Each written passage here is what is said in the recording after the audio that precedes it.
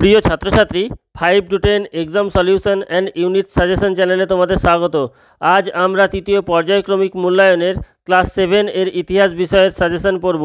আমি 1 মার্ক ও 2 মার্কের প্রশ্নের উত্তর বলে দেব এবং 3 মার্ক ও 5 মার্ক প্রশ্নের উত্তরগুলো স্ক্রিনশট করে তোমরা খাতায় লিখে ভালো করে মুখস্থ করে নেবে। ক্লাসটি ভালো লাগলে আমার এই চ্যানেলটি লাইক, শেয়ার ও সাবস্ক্রাইব করে দিও। তো চলো ক্লাসটি শুরু করা যাক। 1 দাগের প্রশ্ন, সঠিক উত্তরটি নির্বাচন করে লেখো। পাল যুগের শিল্পরীতিকে বলা হয় প্রাচ্য শিল্পরীতি।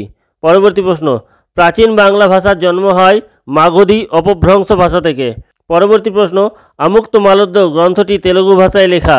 পরবর্তী প্রশ্ন, শাসক হয়েও সুলতান উপাধি নেননি খিজির খান। পরবর্তী প্রশ্ন, ক্ষমতা স্বতন্ত্রীকরণ নীতির প্রবক্তা হলেন মন্তেস্কু। পরবর্তী প্রশ্ন, ইসলামীয় জগতের প্রধান শাসক ছিলেন খলিফা। পরবর্তী প্রশ্ন, ভারতীয় সংবিধানের প্রধান রূপকার বি.আর. আম্বেদকর। পরবর্তী প্রশ্ন, শিরিন কলম খোয়াজা আব্দুস সামাদ এর ছদ্মনাম। পরবর্তী প্রশ্ন, শিবাজির 8 জন মন্ত্রীর প্রধান ছিলেন পেশোয়া। পরবর্তী প্রশ্ন, দহশালা ব্যবস্থা প্রচলন করেন সম্রাট আকবর। পরবর্তী প্রশ্ন, বাহমনি বংশের শ্রেষ্ঠ সুলতান ছিলেন তাজউদ্দিন ফিরোজ শাহ। পরবর্তী প্রশ্ন, রানা প্রতাপ সিংহের রাজধানী ছিল কুম্ভলগড়।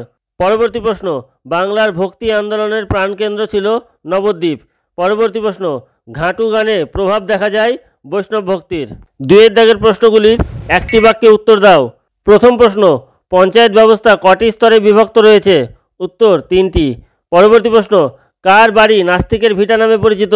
উত্তর দীপঙ্কর শ্রীজ্ঞান এর বাড়ি নাস্তিকের ভিটা নামে পরিচিত। পরবর্তী প্রশ্ন, ভারতের নবীনতম ধ্রুপদী নৃত্যটির নাম কি? উত্তর মণিপুরী। পরবর্তী প্রশ্ন, মোঘল স্থাপত্যের শ্রেষ্ঠ নিদর্শন কি? উত্তর তাজমহল। পরবর্তী প্রশ্ন, ভারতের সংবিধান কবে কার্যকরী হয়? উত্তর 1950 খ্রিস্টাব্দের 26শে জানুয়ারি। পরবর্তী প্রশ্ন, চিশতী সম্প্রদায়ের প্রতিষ্ঠাতা কে? উত্তর মঈন উদ্দিন চিশতি। পরবর্তী প্রশ্ন, শিখদের দশম গুরুর নাম কি? উত্তর গুরু গোবিন্দ সিং। পরবর্তী প্রশ্ন, হুমায়ুন কোন যুদ্ধে শের খানের কাছে পরাজিত হন? উত্তর 1539 খ্রিস্টাব্দে বিহারের চৌসার যুদ্ধে এবং 1540 খ্রিস্টাব্দে কনৌজের কাছে বিল গ্রামের যুদ্ধে হুমায়ুন শের খানের কাছে পরাজিত হন। পরবর্তী প্রশ্ন, শিবাজি কোন অস্ত্র দিয়ে আফজল খানকে হত্যা করেন? উত্তর বাগনক দিয়ে। পরবর্তী প্রশ্ন, দিন-ই-ইলাহির প্রবর্তক কে? উত্তর সম্রাট আকবর। পরবর্তী প্রশ্ন, কোন সুলতান প্রথম দক্ষিণ ভারতে সুলতানি সাম্রাজ্যের বিস্তার ঘটান? উত্তর আলাউদ্দিন খলজি। বিক্রমশীল মহাবিহার প্রতিষ্ঠা করেন কে? উত্তর পাল সম্রাট ধর্মপাল। পরবর্তী প্রশ্ন, দিল্লিতে সুলতানি শাসন প্রতিষ্ঠা করেন কে? উত্তর কুতুবুদ্দিন আইবক।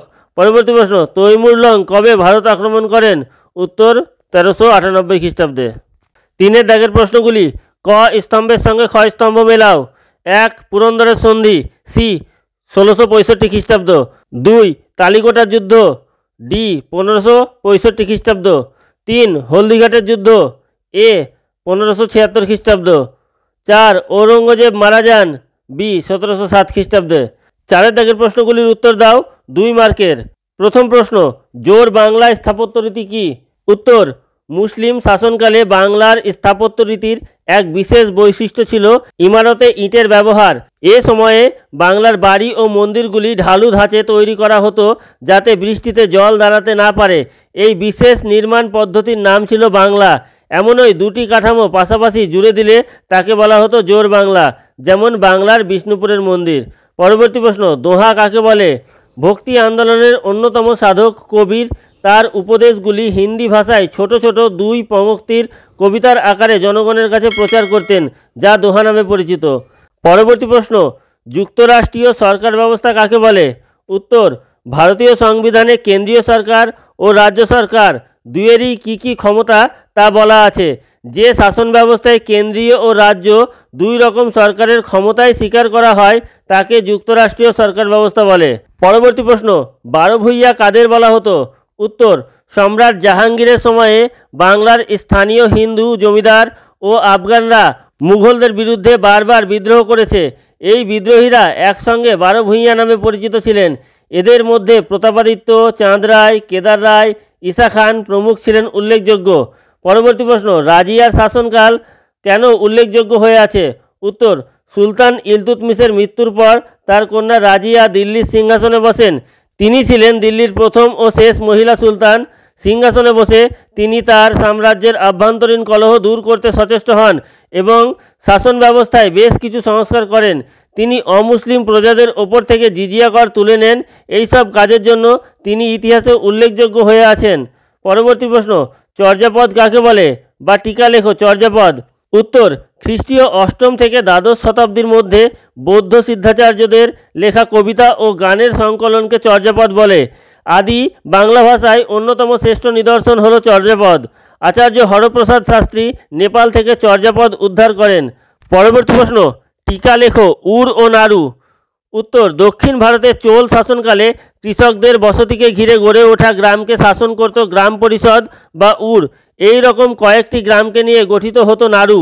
উড় এবং নাড়ু এই দুই স্থানীয় সভা স্বায়ত্তশাসন, বিচার এবং রাজস্ব বা কর সংগ্রহের দায়িত্ব পালন করত। পরবর্তী প্রশ্ন, টিকা লেখো জিজিয়া কর ও তুরস্কদণ্ড। উত্তর, মুসলমান শাসকরা অমুসলিম প্রজাদের জীবন, ধর্ম পালনের অধিকার ও সম্পত্তির সুরক্ষা প্রদানের জন্য যে কর আদায় করত সেই করকে জিজিয়া কর বলা হতো। কোনো হিন্দু রাজা জিজিয়া করের মতো এক ধরনের কর তাদের মুসলমান প্রজাদের ওপর আরোপ করেন। ওই করকে বলা হতো তুরস্কদণ্ড। পরবর্তী প্রশ্ন, পঞ্চক কি? উত্তর, গুরু গোবিন্দ সিংহ তার সমস্ত শিষ্যদের সিংহ উপাধি গ্রহণ ও 5টি ক ধারণের নির্দেশ দেন। এই পঞ্চক হল কেশ, কঙ্ঘা, কচ্ছা, কৃপান ও করা। পরবর্তী প্রশ্ন, স্বায়ত্তশাসন বলতে কি বোঝো? উত্তর, স্ব শব্দের অর্থ হলো নিজের এবং আয়ত্ত শব্দের অর্থ হলো অধীন। জনগণ যে শাসন ব্যবস্থায় নিজেই নিজের অধীন সেই শাসন ব্যবস্থাকে বলে স্বায়ত্তশাসন। এছাড়াও শাসন কাজে জনগণের সরাসরি অংশ নেওয়াকেও বলে স্বায়ত্তশাসন। পরবর্তী প্রশ্ন, সুলহ ই কুল কি? উত্তর, বহু ধর্ম সমন্বিত সুবিশাল ভারতবর্ষে সাম্রাজ্য গঠন ও তার স্থায়িত্ব রক্ষার জন্য আকবর সুলহ ই কুল নীতি গ্রহণ করেন। সুলহ ই কুল এর অর্থ হল পরধর্ম সহিষ্ণুতা। এই নীতি অনুযায়ী যে কোনো ধর্মের মানুষই স্বাধীনভাবে নিজ নিজ ধর্মাচরণ করতে পারবেন। রাষ্ট্র কারোর প্রতি পক্ষপাত করবে না। পরবর্তী প্রশ্ন, টিকা লেখো সিজদা ও পায়বস। উত্তর, রাজকীয় ক্ষমতা জাহির করার জন্য দিল্লির শাসক গিয়াসউদ্দিন বলবন সিজদা ও পায়বস নামক পারসিক রীতি দুটি চালু করেন। সিজদার অর্থ হল সুলতানকে সাষ্টাঙ্গ প্রণাম করা, আর সুলতানের পদযুগল চুম্বন করাকে বলা হতো পায়বস। এগুলো ছিল সুলতানের সার্বভৌম ক্ষমতার প্রতীক। 5 দাগের প্রশ্নগুলির উত্তর দাও 3 মার্কের জন্য। প্রশ্নের উত্তরগুলো স্ক্রিনশট করে তোমরা খাতায় লিখে নিও। টিকা লেখো। প্রথম প্রশ্ন, দীপঙ্কর শ্রীজ্ঞান। এই প্রশ্নের উত্তরটা আমি লিখে দিয়েছি, তোমরা এর স্ক্রিনশট করে খাতায় লিখে নিও। পরবর্তী প্রশ্ন, পাল আমলে বাংলার শিল্প ও স্থাপত্যের কি পরিচয় পাওয়া যায় তা লেখো। এই প্রশ্নের উত্তরটাও তোমরা স্ক্রিনশট করে খাতায় লিখে নিও। 3 নম্বর প্রশ্ন, সুলতান আলাউদ্দিন খলজি কিভাবে বাজার দর নিয়ন্ত্রণ করেন লেখো। এই প্রশ্নের উত্তর স্ক্রিনশট করে খাতায় লিখে নিয়ে মুখস্থ করে নেবে। 4 নম্বর প্রশ্ন, টিকা লেখো পানিপথের প্রথম যুদ্ধ। এই প্রশ্নের উত্তরটি তোমরা স্ক্রিনশট করে খাতায় লিখে মুখস্থ করে নেবে।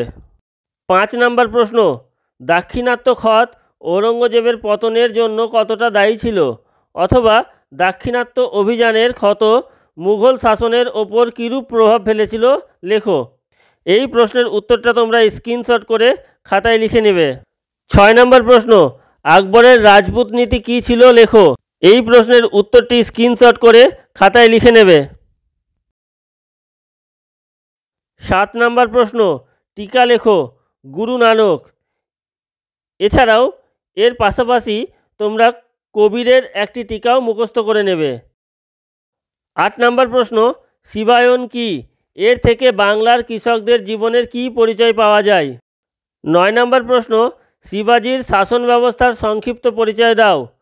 এই প্রশ্নের উত্তরটা স্ক্রিনশট করে খাতায় লিখে ভালো করে মুখস্থ করে নেবে। 10 নম্বর প্রশ্ন, সরকারের কাজ কি কি লেখো। 6 দাগের প্রশ্নগুলির উত্তর দাও। মার্ক 5।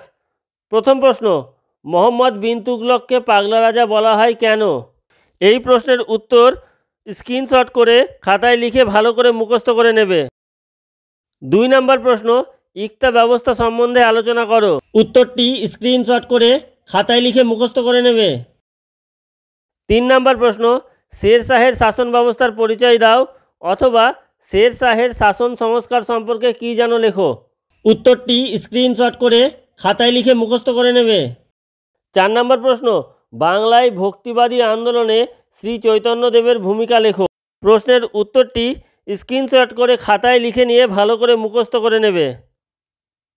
মোগল আমলে স্থাপত্য শিল্পের পরিচয় দাও। এই প্রশ্নের উত্তরটিও ভালো করে মুখস্থ করে নেবে। ধন্যবাদ।